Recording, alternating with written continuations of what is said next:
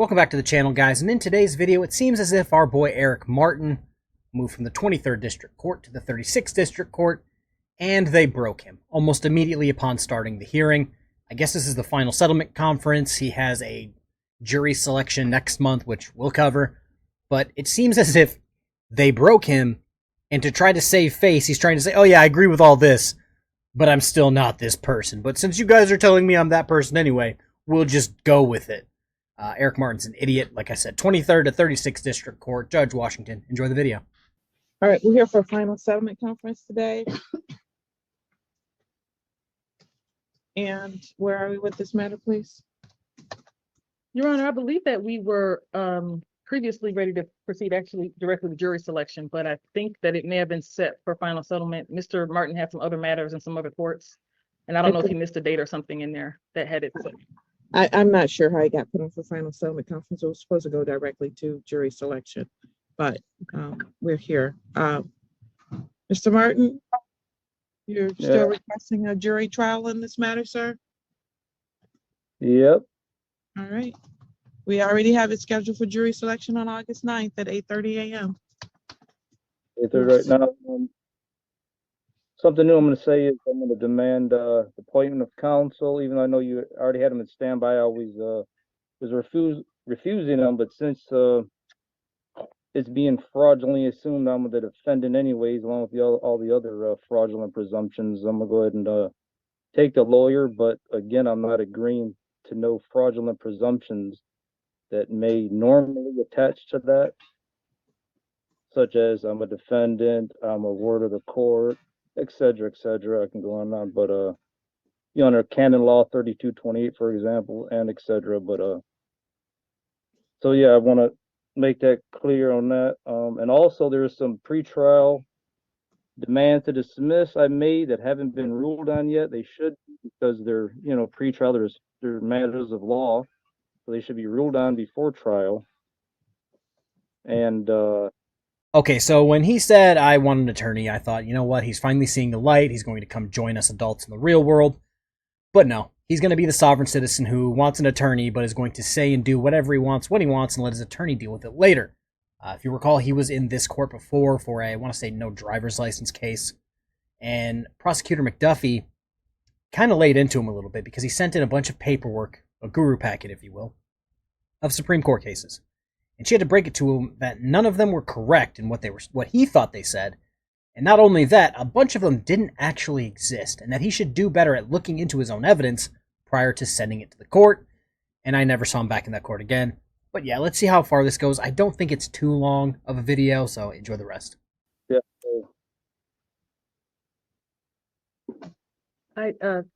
I'm sorry, Your Honor, I wasn't trying to interrupt, but I just wanted to thank Mr. Martin for that update and to say that his counsel, that is, he's now requesting, if the court chooses to appoint them formally to this case, will be probably happy to assist with all those things, because we have to do jury selection, instructions, and I was going to ask how I need to communicate about it.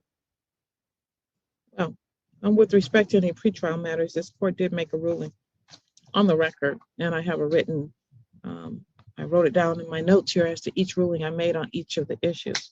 So that has been addressed. If you are expecting counsel to be appointed, sir, at this point in time, then I will do that. And after that point, you will no longer be able to speak on your own behalf. You understand that? no, I do not understand. I do not agree with it. That is totally violation of my due process rights. I object to that. Regardless of what the council may say, I still have the Constitution right to say what I want to say. It's a First Amendment right. So if you're going to say I must accept counsel in order, and must violate, you know, with the condition that I must violate my own constitutional right to speak when I want to, and I have a right to speak, then I'm not accepting it. But So you want a lawyer, but at the same time you want to be your own lawyer still, which makes absolutely no sense. Do you have a First Amendment right in a courtroom? Yes and no.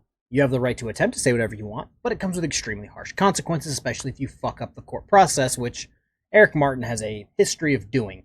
He likes to go on long-winded rants with a bunch of pseudo-law and word salad, and then pretend like what he said matters to anyone.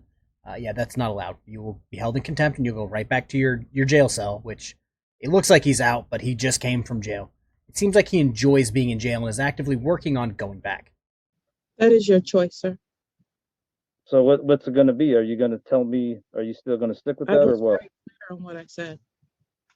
Okay, well, I'm gonna forget, then, I'm gonna, like I said, I'm gonna change my mind on that, then if, I'm gonna violate my own constitutional right to speak, All right. then, Process in any of these processes, you will be held to the same standard as any other attorney in a case, because that is what the law and the court rules require. So if you're in violation of those rules, sir, then what is going to happen is you will be held in contempt of court like any other individual would if you are not, in fact, following the rules of court. Do you understand, sir? objection, that violates the Supreme Court case law, I can't think of the name of it right now, but I have read it before years ago that non-official attorneys are not to be held to the same standards as attorneys. Mr. Martin, that Violates is not the law again, and I have told you what is going to happen. So I will see you here on August 9th at 8:30 a.m. prepared to go to trial. See you then. Have a good day. Your Honor, I'm sorry, I do just have one quick question. He can be going. It's gone. But I just need to ask the court, because we have to submit the jury instructions and et cetera. I don't have email contact information from Mr. Martin. I don't know if he uses email. So I can submit that to the court, and I guess He has standby counsel, so submit it to his counsel. we'll do. Bond is continued. So this rant's going to be kind of mean, but sovereign citizens are a gigantic problem. Sovereign citizens in Michigan are a gigantic problem. As you guys know, I cover several sovereign citizens from Michigan because I live in Michigan. And we still have Zoom court. Thank you, state of Michigan. But yeah, Eric Martin's a problem. He keeps intentionally just stalling with bullshit. He uses anti-law, or his law, which is bullshit. You just saw him try to quote something and the judge go, yeah, that's not how that actually is. Thank you for playing. But Eric Martin's probably at home right now just fist pumping because he thinks he just got one over on the judge, even though we all saw that he did not. I want to see come August 9th him being on a very, very, very short leash, where if they have to hold him in contempt multiple times, that's what they do. Because that's the only way that this behavior is going to change. Kicking his behavior down the road until the trial's over isn't going to help him figure his shit out. Do I think Eric Martin is a little mentally ill? 1000%. I think most sovereign citizens are. But their behavior is sketch at best. But hopefully you guys enjoyed that video. Like I said, August 9th, we'll be here. And if it's not on Zoom, we'll figure it out. Have a good rest of your day. Peace.